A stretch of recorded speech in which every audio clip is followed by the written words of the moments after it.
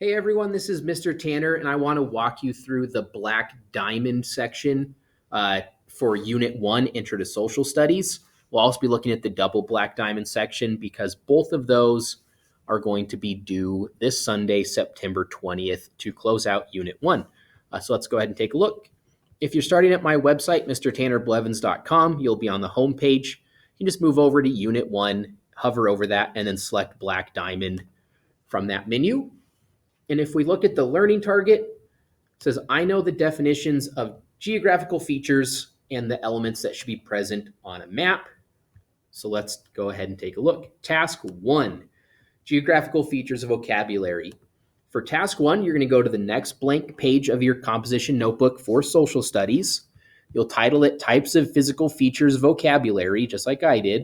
And then you're going to write all of these terms down, making sure to skip at least one line in between each term. So we'll have fjord, isthmus, peninsula, steppe, butte, mesa/plateau, wetlands, strait, mountain, plain, waterway, island, and canyon. Now, over on this Google Doc that's linked in, it has the definitions of these terms without listing the term that they belong to. So your task is to figure out which vocabulary term these definitions go to and then write them down for the correct definition in your notebook. If you're having a hard time figuring out which one goes where, because some are very similar, for example, a steppe and a plain have pretty similar definitions. If you can't figure it out, these two links below are going to be very helpful. If you click the Quizlet set, you're going to need to create an account to view all of those terms, which you absolutely can. You can make an account for that, or you can just click to view the PDF of those terms. Either one of these links will be very helpful for you. When you've finished all of the definitions and they're all written down, take a picture because you're going to need to upload that picture later on. Task 2 is a GimKit review of those geographical features. So we're going to make sure we practice and know all of those terms. To do that, we're going to use GimKit. GimKit is a review game. You're going to need to make $100,000 for this assignment. So the assignment will tell you you've completed it when you've earned $100,000. If you've never played GimKit, watch this video here. It'll teach you how. Because if you don't buy upgrades like the streak bonus, multiplier, and money per question upgrades, it will take you a very, very long time to make $100,000 when you can only make a maximum of $3 per question. So make sure you watch the how to play video and make sure you're buying those upgrades. To play, you'll just click your correct link.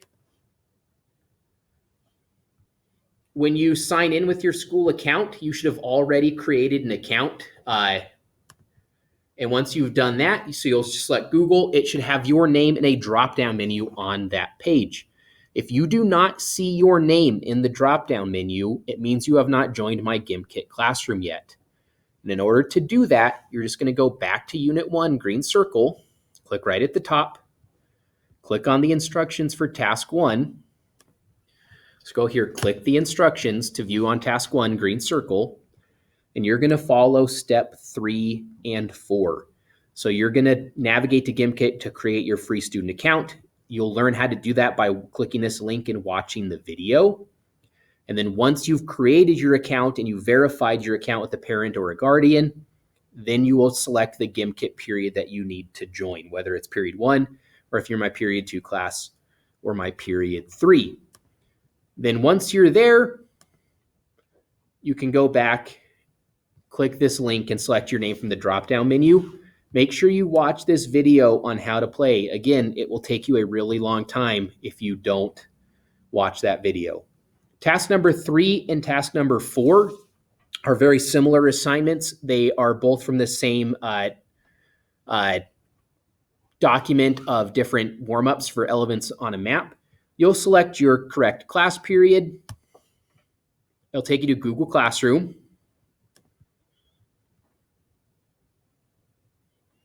And then from there, you're going to click the PDF that says Via Kami.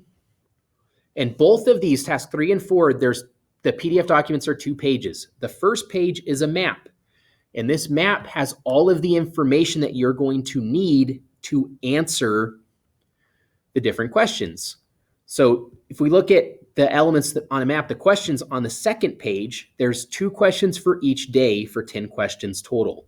You need to complete all 10 questions at the same time. You're not going to wait till Friday to answer these last 2 questions. When you get to task 3, you will answer all 10 questions at once. So if we look at this, it says name the 5 elements that are shown on a map. Well, if we go back up to the map, this is all about the elements that we would see on a map. So we have a title here in black bold, an inset map, a legend, a scale, and a compass rose. There's our 5 elements: title, compass rose, scale, legend, inset map. There's our answer. What does the title tell you about the map? Well, the title tells us what we're looking at on this map. In this case, we're looking at the contiguous United States.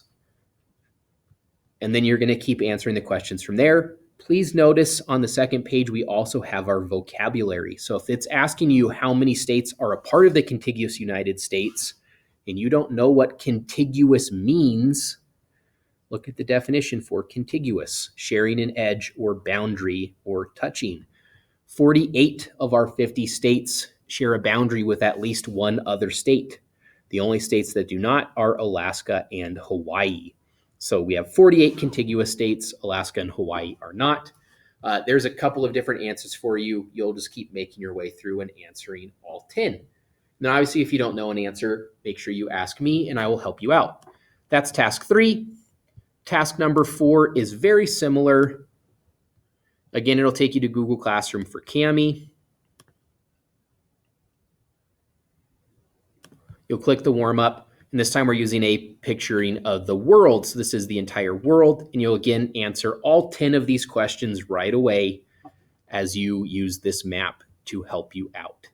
So again, when you open with Kami, you can have that PDF editor. You can add text boxes. Do not print these out. Otherwise, you're going to have to upload pictures, and they're going to have to be really, really high quality pictures in order for me to read them. So make sure you're actually using Kami to edit these, which is why I put that big button or this big picture reminding you that these are done with Kami. And then finally, task 5 for Black Diamond is just where you're going to upload that image that you took here for your physical features vocabulary.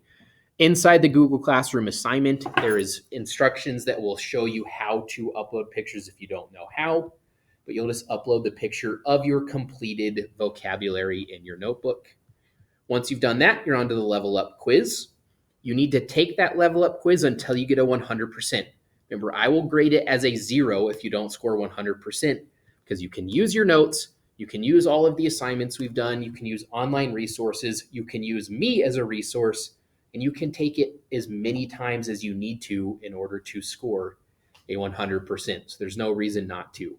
These links will take you to the correct Google Classroom assignment for it. You'll click the Google form and you'll take the quiz from there.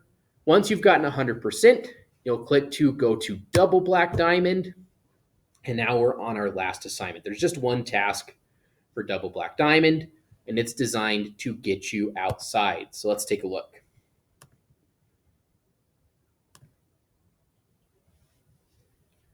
So once you get to Google Classroom here, you'll click to open the Google Doc. And you're going to be going through your neighborhood or your yard or whatever you have outside to identify each of the 5 themes of geography, which is location, place, movement, human environment interaction, and regions. And for each one, like location, place, movement, for each one, you need to say what the object is that you're deciding to use. You will attach a picture of that object. Again, you can just do insert image, camera. You can take a picture, or you can upload a picture you've already taken.